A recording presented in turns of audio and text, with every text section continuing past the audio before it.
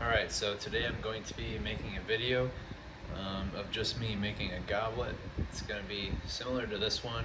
It's got some different coloring techniques on the top of it here. I melt on button lac with a heat gun, and I'll talk more about that when I get to that stage. This one is made out of maple. It's about 2.5 inches wide and maybe 6 or 7 inches tall. And that one is pretty thin. Maple is great wood to get, a really thin stem and thin walls on a goblet like this. The one I'm going to be making is going to be walnut. So this blank I have is a little wider, so I'm going to have to take down more wood. It's about the same length too, so it'll be similar. But so I'll just kind of go through the process of how I make this and try to explain it best I can along the way.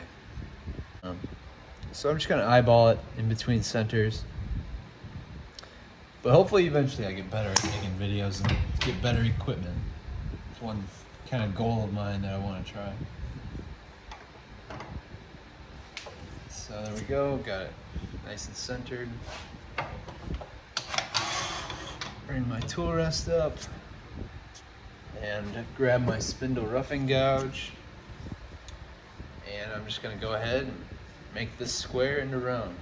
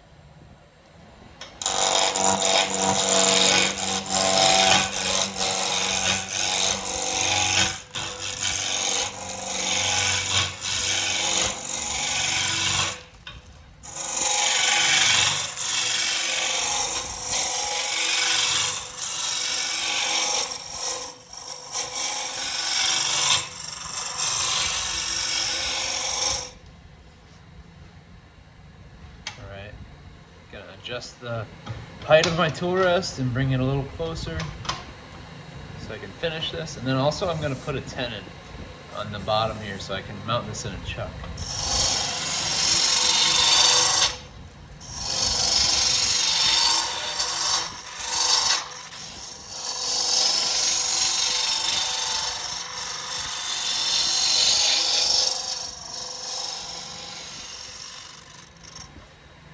Okay, nice and even.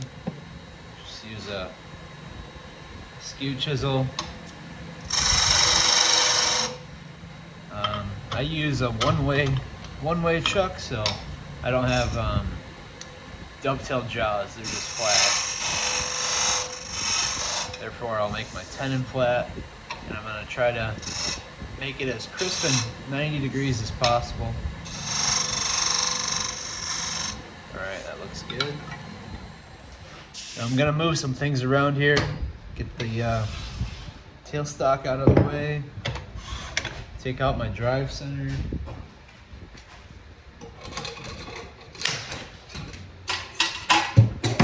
and go ahead and put on this chuck.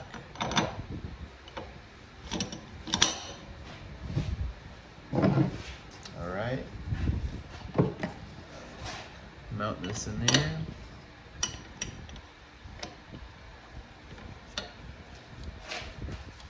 Get it nice and tight.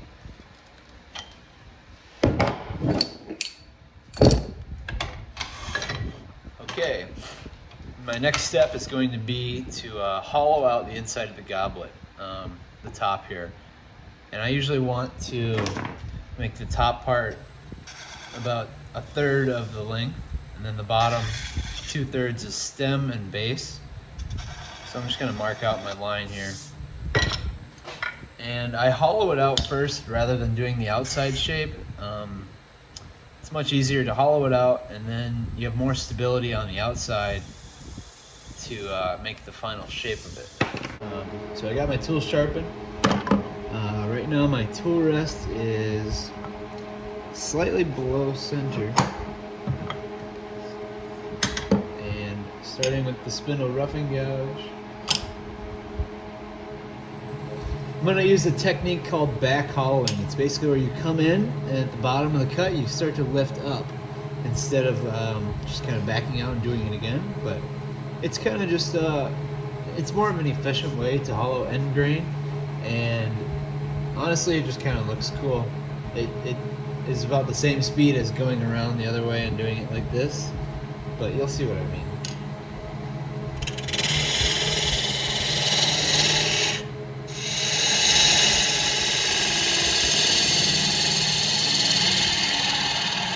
Get to the bottom and use the top ring of the tool.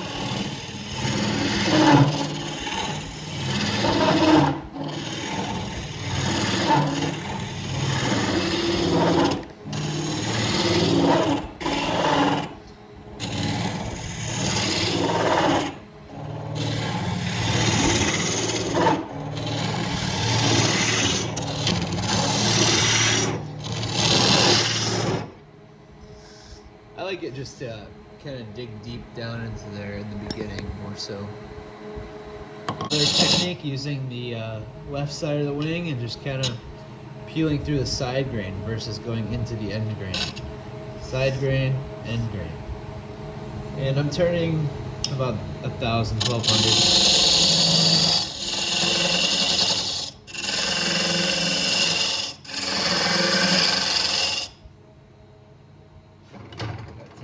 Center out. Don't bump into it.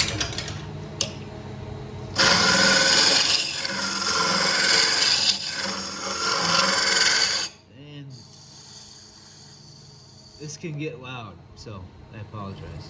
Or I'll try to do some audio editing.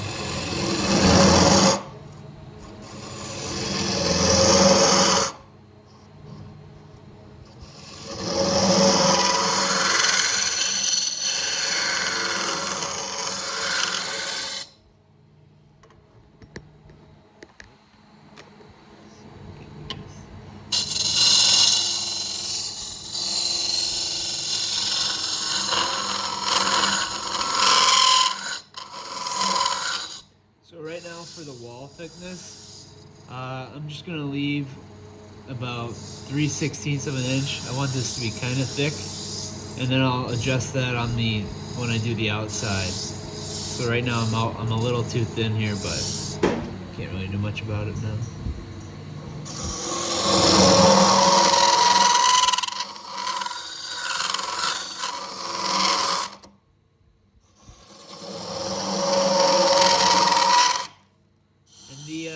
The hollowing here also kind of changes the shape of your goblet, so you want an even wall thickness all the way throughout. So I like kind of pretty flat walls, maybe slightly tapered down. So you have to pay attention to that while you're hollowing, not just when you're doing the outside.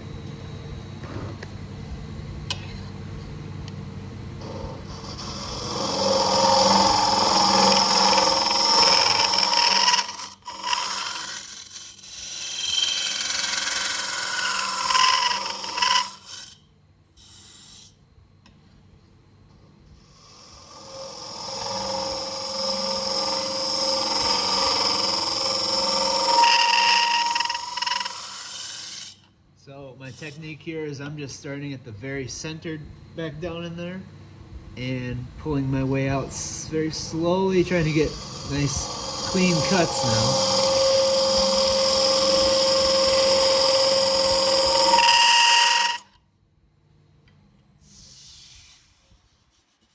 Turn it off, check it.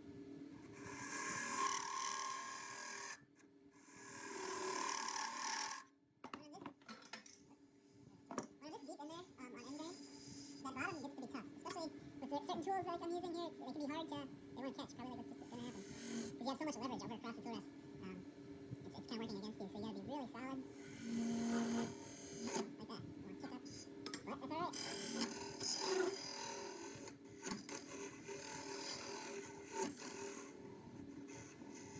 Usually Usually I tackle the very bottom with the spindle gouge and do the sides more so with the bowl scraper. But let's try it the other way around there.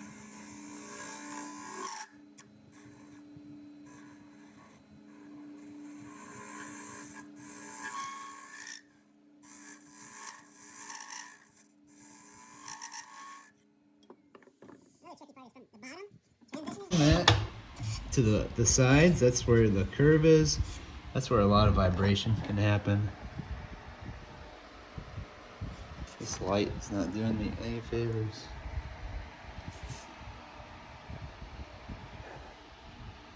I don't know.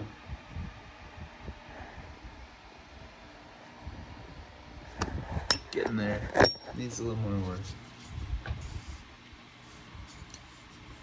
Getting the ridges out of the bottom when you're using that spindle gouge.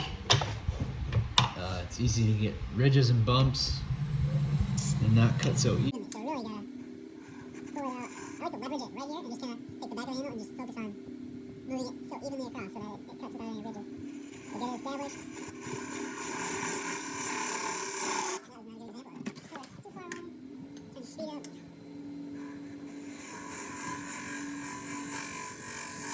And when I'm down at the bottom, I'm cutting with pretty much the tip of the tool.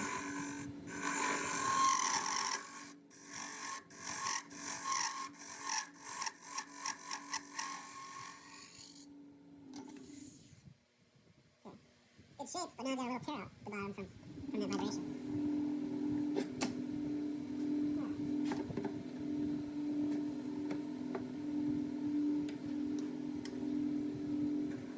One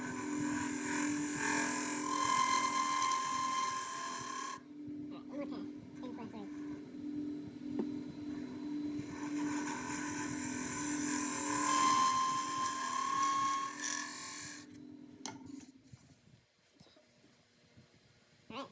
that's what I'm going with. Looks pretty good to me. Apologize if you couldn't see a lot of that. So our next step is to sand the inside, and I'm going to skip through a lot of that for the sake of the video.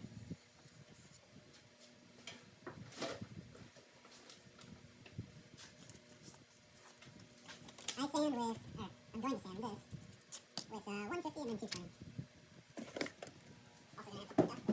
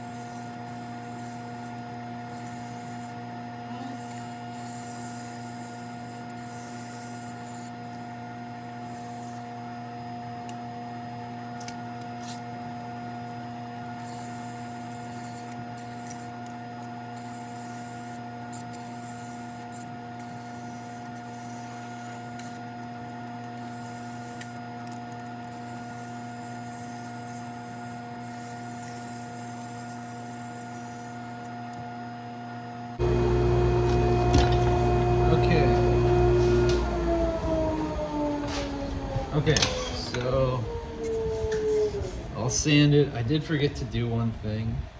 I want to, this edge right here, I kind of want to more chamfer that out. So I got the wing of the tool. I'm just going to make a lot of noise.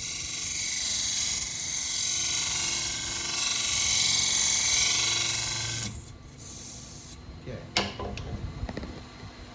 And sand that quick.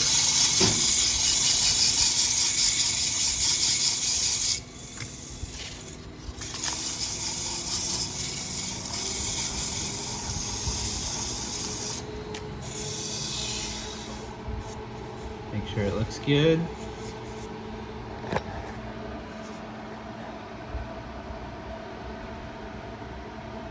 All right. So now we will be shaping the outside of the top of the goblet. I'm gonna use my spindle gouge for that again. And I like the shape here, I want this, so right now it's a little out of true. So first thing I'm gonna do is true that whole thing up. And it's the walls are gonna be pretty flat throughout here. And then when I get to the bottom, I want a nice aggressive, whatever you call it, round over all the way down to the bottom. But this lip right here, I want to kind of make a cove, so that has a little more definition on the rim. But first thing, like I said, is to true this up. And I'm just going to take light cuts with the wing of the spindle gouge.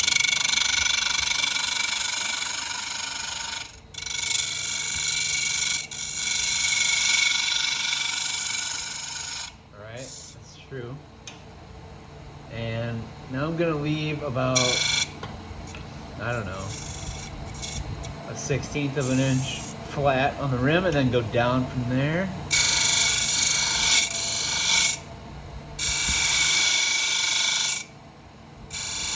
Ooh, don't want to have that happen. Had it run back on me.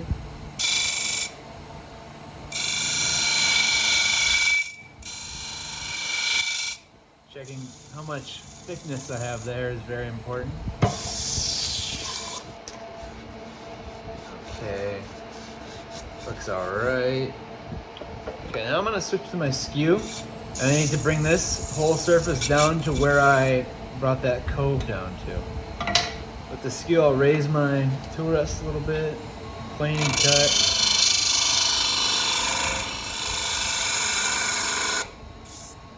Go both ways here.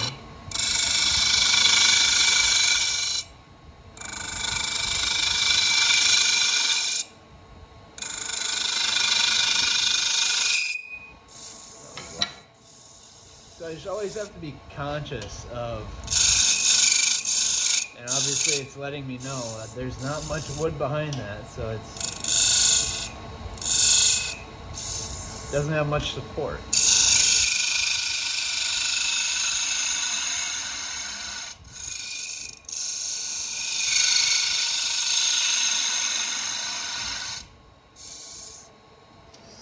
Turn it off, take a look. So I'm not super happy with my cove there. It's a little dangerous going back to it now that we have even less material, but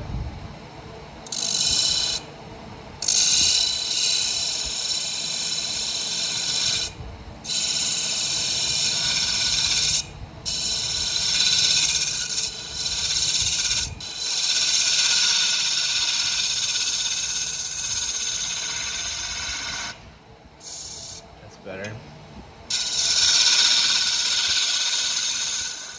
Wing of spindle gouge right now.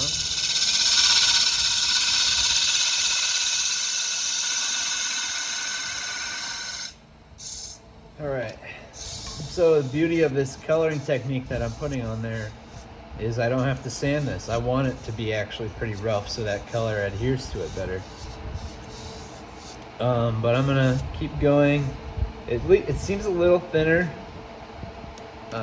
like smaller diameter up here than it is down here, so I still have to taper that backwards. I'd much rather have a smaller diameter on this side of it than I would up here.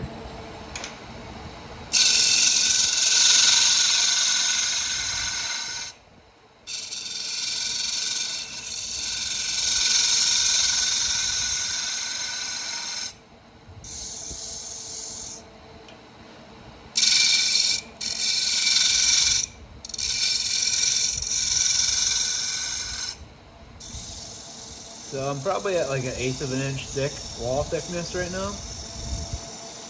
And I'm gonna start coming at it from this side.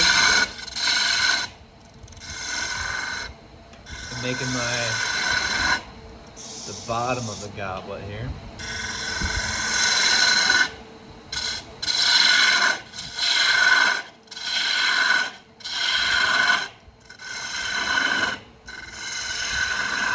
And the shape of that is really important because, I'll show you here. Look at this one. It's got a nice even flow down to the bottom. And I'm pretty much gonna do the same shape as what you see here. Get that sort of a thing.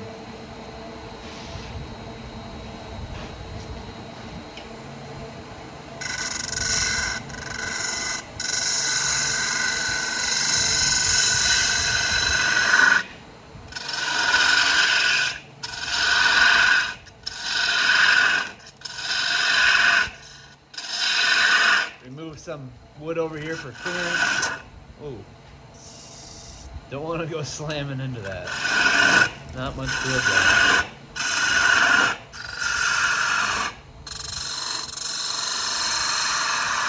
And you can hear that. It's all about listening to it to see how thick it is. It'll tell you. Go to the skew.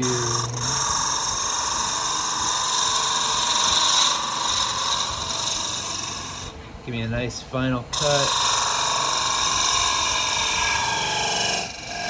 I almost want, when I come down around this curve, I almost want it undercut at the bottom. Make it really dramatic.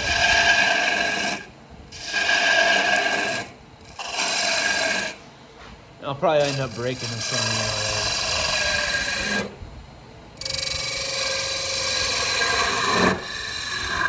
Okay, I'm gonna stop there. I'm gonna remove a little more wood in here so I have access.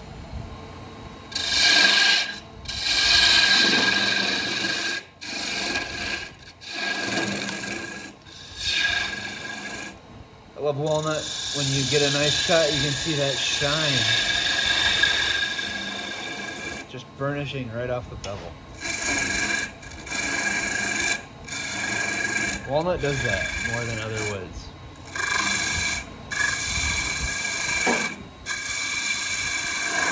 Like I said earlier, since this is walnut, not maple, I'm gonna leave it a little thicker than the other one.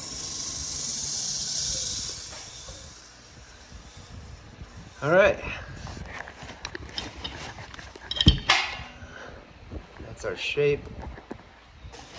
For the top, next step is going to be to color the top of this. And so my technique with that is using a heat gun with button lac. So I'm just gonna cut right here. I'll go get my colors mixed. For this one, I'm gonna do purple and gold. I've tried this technique with like multiple different colors, and it kind of gets muddy and dark. If you can see that movement there, it's not the strongest. Let's check our depth. Probably should have done this. Yeah, we are right there. Probably have 1/8 of an inch at the bottom. So it's a good thing we stopped. Don't want to touch that anymore. So I'll be back with some colors mixed up. I got my heat gun, so I'm keeping it warm with the heat gun. I got this little putty knife mixing it up. I just added mica powder to it to make it this color. And I'm just gonna come on top of here and start oozing it on, kind of just covering the whole surface randomly.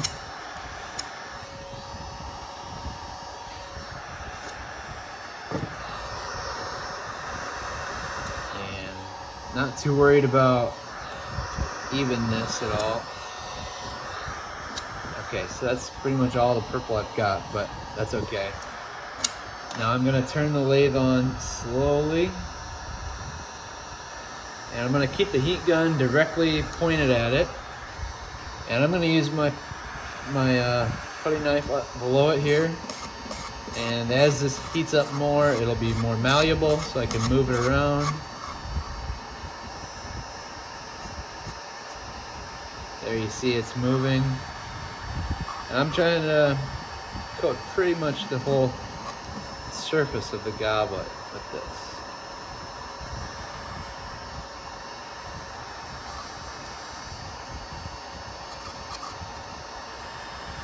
Really got to be careful not to heat this thing up too much, because the wood it'll crack, do all sorts of nasty stuff that won't be good.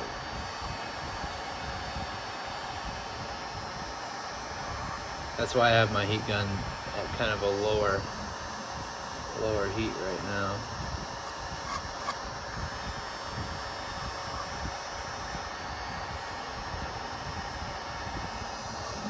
Trickier to get it up at this top part.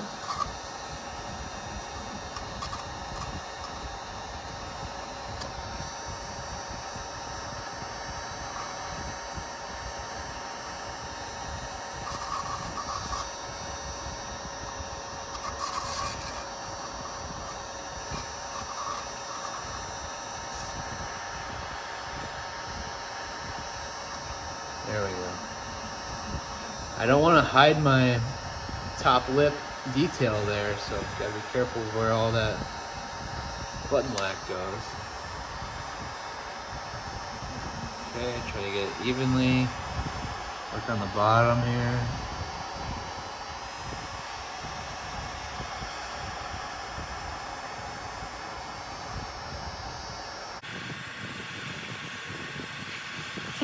It's funny to see this stuff move around. It really is hard to control sometimes. But you'll get the hang of it. Sometimes I'm just kind of playing around with it more than I need to. Okay, so I'm gonna let it cool off for a second. As you can see, it's pretty uneven. There's a bunch of bubbles and not so good Looking parts, but that's okay. We're not too worried about that right now.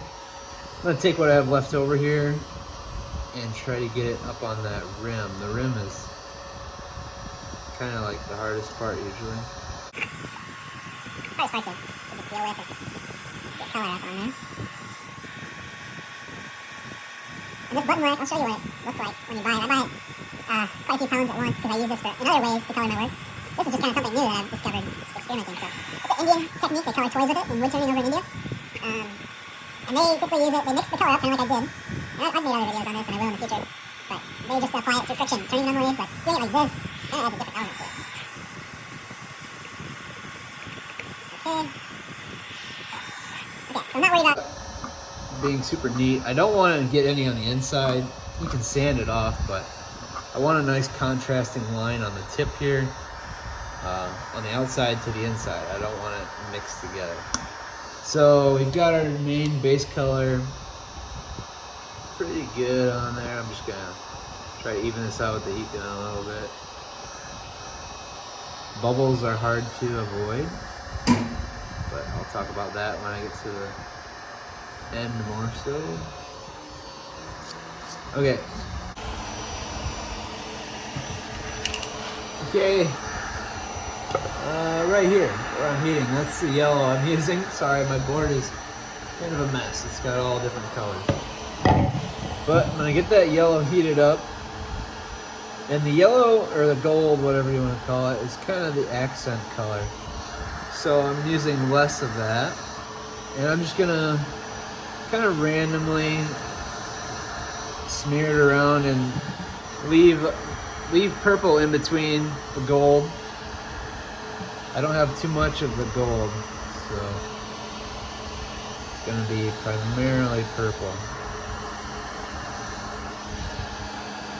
But the gold is on top of this purple, so it will still show through quite a bit. Try to get some on that rim. I want to leave out the rim.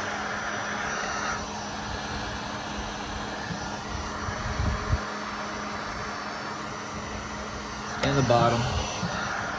Try to get it kind of evenly across. What I'm going here for is kind of like a marbling effect is what I think. That other one I have that I showed you, kind of the blue and gold, gives it like a marbling look. Oops, got some red in there.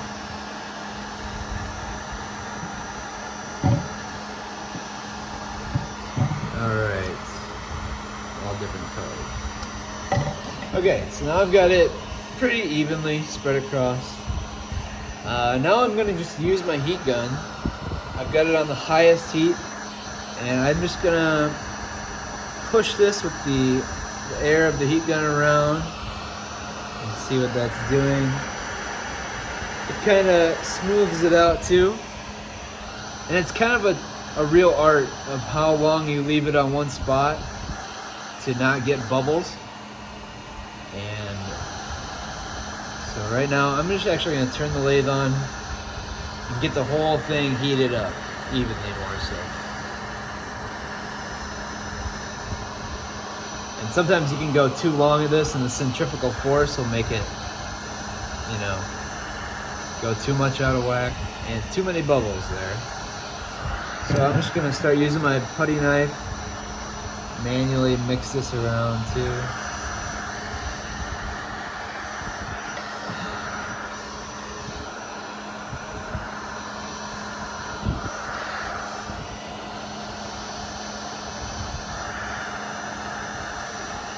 And you don't want to mix it too much, otherwise you'll start mixing the colors, and that's when it can kind of get just like muddy. And we want to avoid that.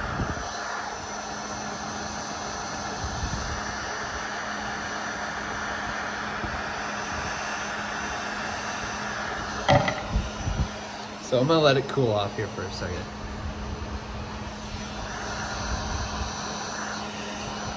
Okay. So I'm gonna, it can be fussy, so I'm gonna mess with this for a little bit, and I'll come back when it's...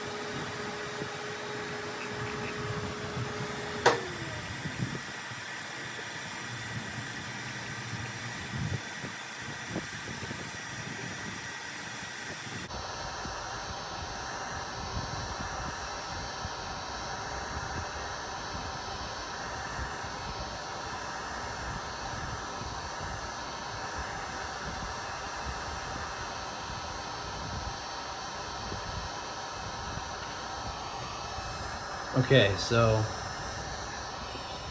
I kind of got it all right. I'm not super thrilled, but I think it's gonna be too hard to go back. So now I've turned my heat gun down, and I've kind of I'm just kind of trying to evenly heat it up to get rid of any bubbles. So this is what makes it shiny and kind of makes it really smooth. Just this last low heat, even heating.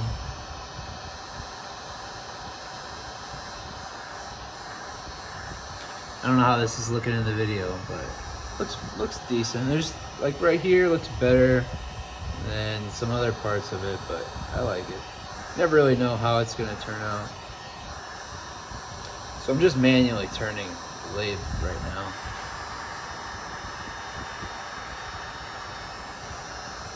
This definitely takes some practice. See right here is kind of even, but I like when it has variation. I don't want the whole thing to look the same. You can still get bubbles on this low heat, but less, that's for sure.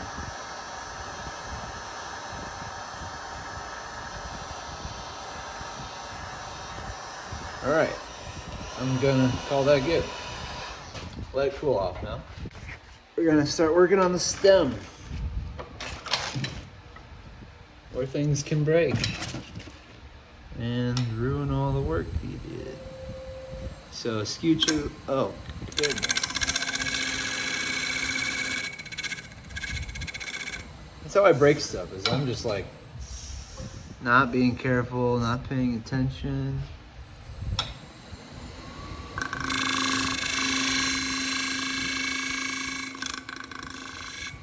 That's okay that I nicked this side. I kind of had to. I'm gonna go back in a bit with the heat gun and maybe clean that transition up a little bit there. Okay, So, here we go.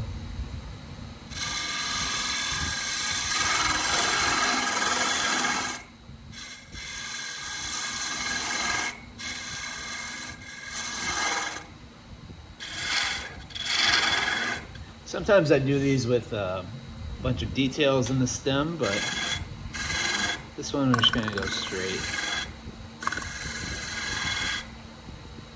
I think actually I'm gonna not do an evenly shaped stem. I'm gonna leave it a little fatter up here. So I'm gonna leave it right there at that diameter that it is.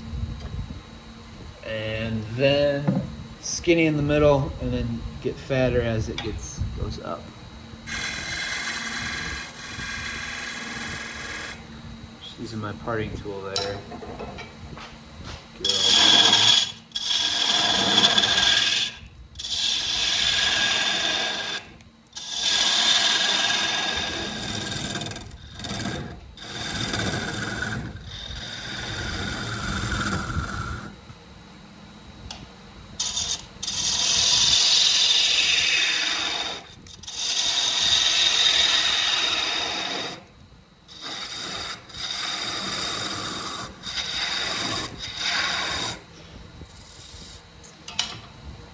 Technique here is don't break it. I don't know what to tell you.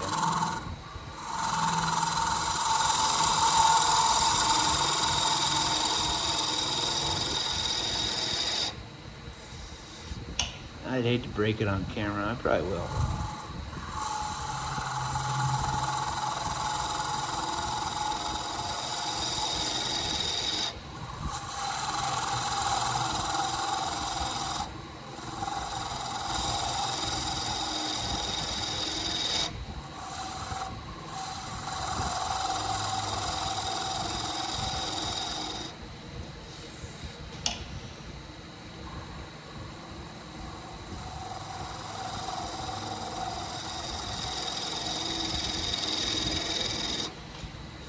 Oh boy.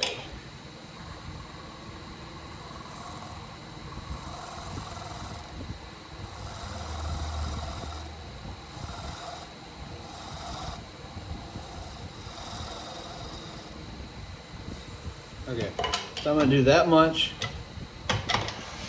and then I'm gonna sand it. I don't wanna do the whole stem and then go back and sand it. And my shape with the tools of the stem here, it wasn't perfect, but the sandpaper will help me even it out a little bit, make it more gradual.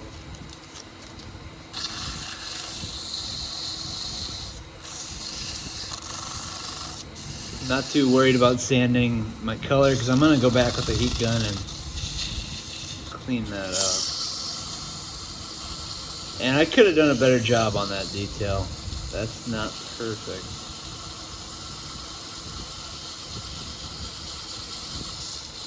Guess I'm rushing to make this video not super long.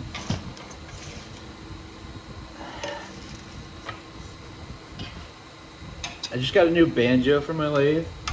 My lathe, this one here is a Laguna 1836. The banjo it comes with is absolute junk. So I got a one-way banjo, and it seems like a great banjo. But with anything new, I use my old one for many, many hours. It's just gonna take me some time getting used to this new one.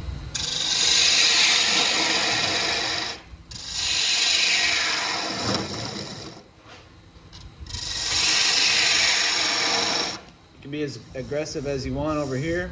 Once you get over here, even down here, you gotta be more careful.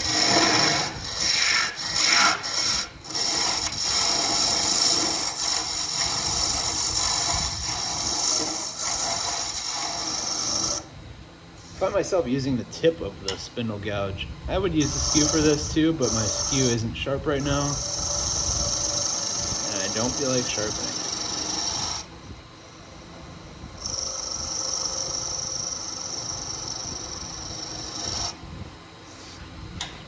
One more pass.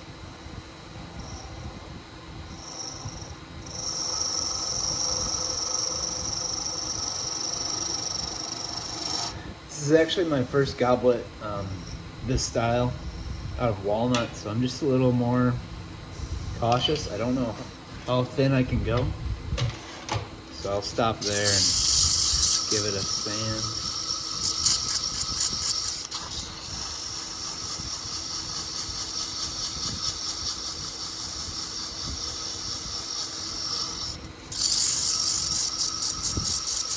So I'm just hitting this with 150, but I'm gonna hand sand it with 220 when I'm done with it. Just the stem, that is.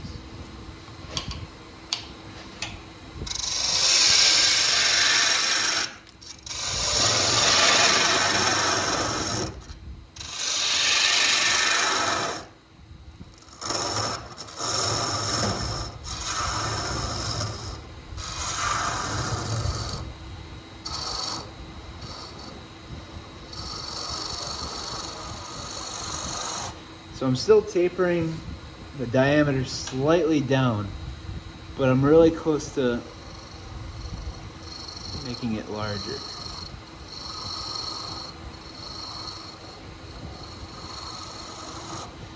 Okay, I think that's gonna be the thinnest I go, and then from here on out, it'll be larger. I'm gonna use my parting tool here to kind of get my base defined.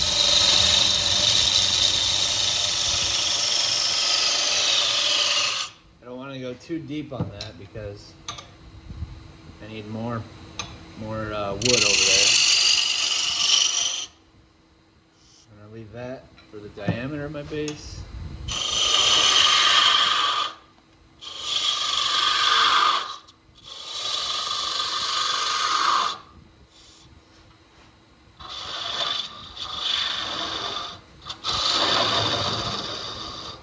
At this point, I'm always tempted to put a bunch of details in here, but sometimes it's better, I think, to just leave it clean.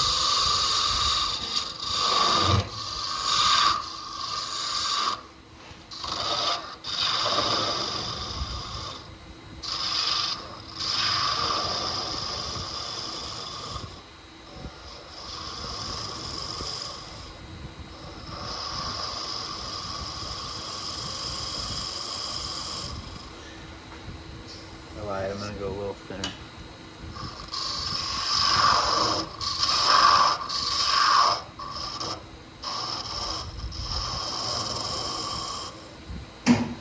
Okay, I gotta be careful. Watch, looking at the top here. It is kind of uneven up here because I've got all this color on it, and that's kind of the beauty of it too, is the texture.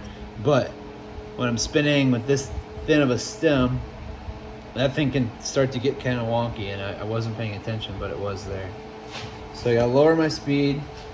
I've got a little ridge right here. I gotta connect my two pieces, or my two sections. I'm gonna use a skew for that, and I'm gonna support the back of it.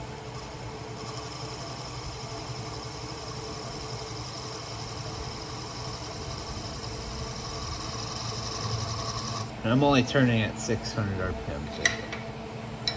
Now I look back and I want that to be more even. I think I can sand that, but I'm tempted to hit with the skew, and I'll probably break it here.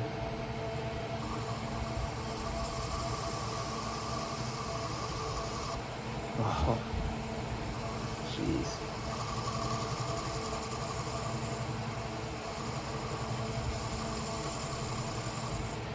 Yeah, that was too close. My tool rest is way too far away.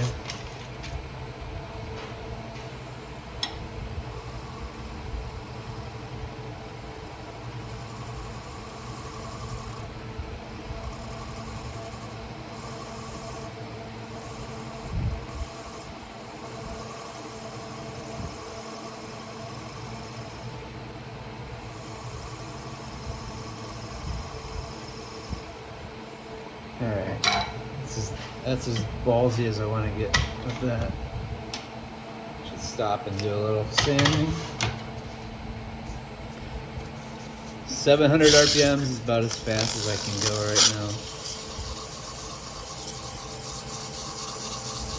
Just light sanding back and forth.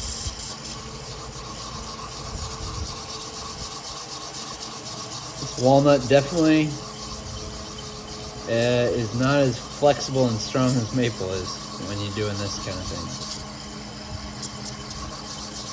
This is actually relatively thick compared to some other work. I just don't want to go much thinner right now.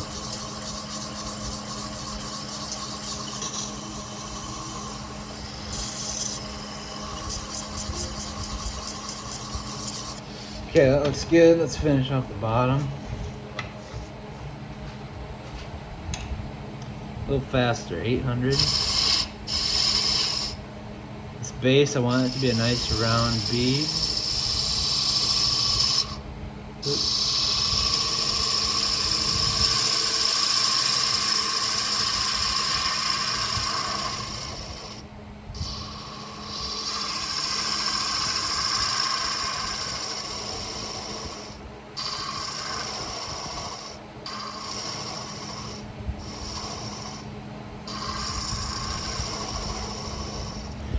Shoulders are always tense after making one of these.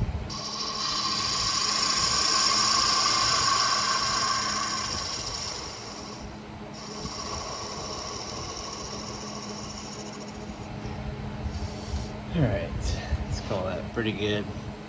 Round over the other side.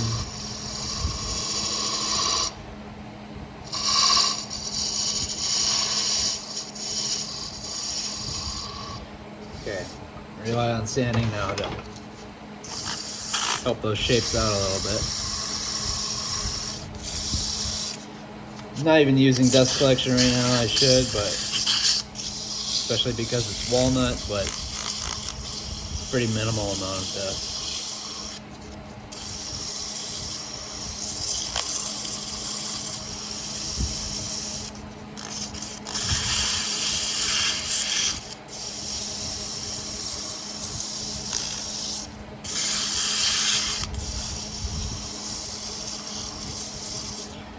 Okay, how does that look? Got some sanding marks, and oh yeah, I did say I was gonna hit that with the heat gun. Oof. I thought I broke it there for a second.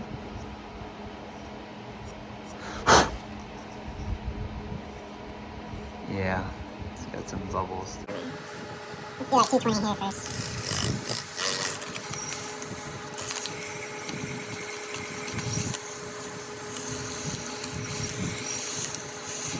Quite fast forward to a lot of this. Up and down on the green.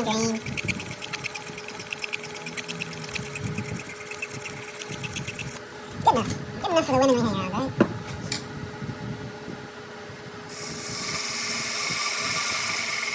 Not gonna put it off all the way. Because I'm gonna finish this with polyurethane.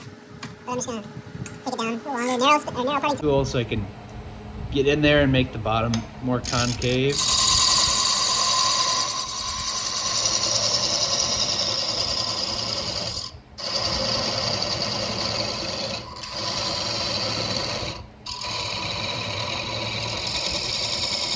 Bring it down to about 1/4 of an inch, or something like that.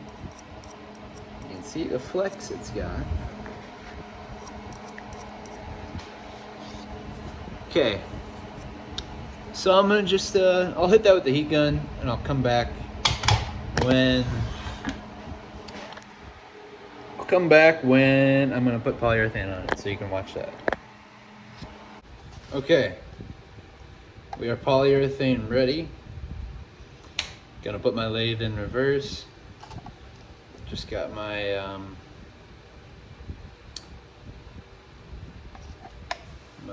what do you call this? I'm gonna do the inside first. Foam brush. That's the word I was looking for.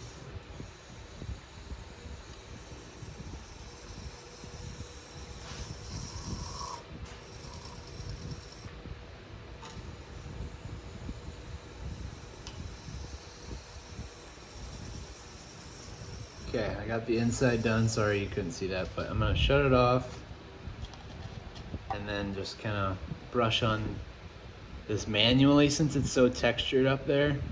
if I had it turning, it wouldn't really hit the whole surface. So we'll get it covered manually.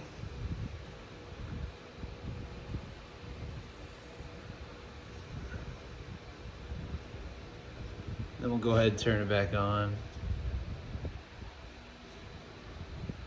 to our stem.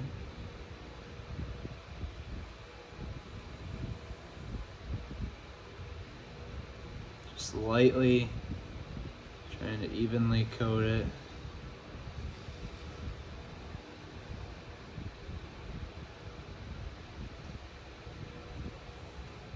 And then I will go back to the top and as it's spinning.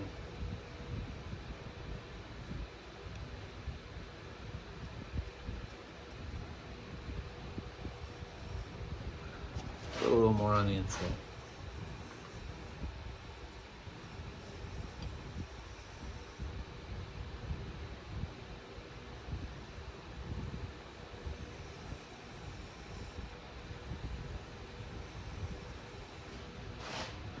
All right, now I'm gonna leave this spin for a little bit. I like the contrast of the walnut to that purple. That's kind of a cool color. All right, so we didn't break it yet. I've broken a couple when I go to part it off, just because I'm dumb and I'm not thinking, and I'll turn the lathe up way too fast and it'll snap right off, and yeah, that's not fun. But maybe I'll put up a picture at the end of this video of the finished piece. Anyways, thanks for watching.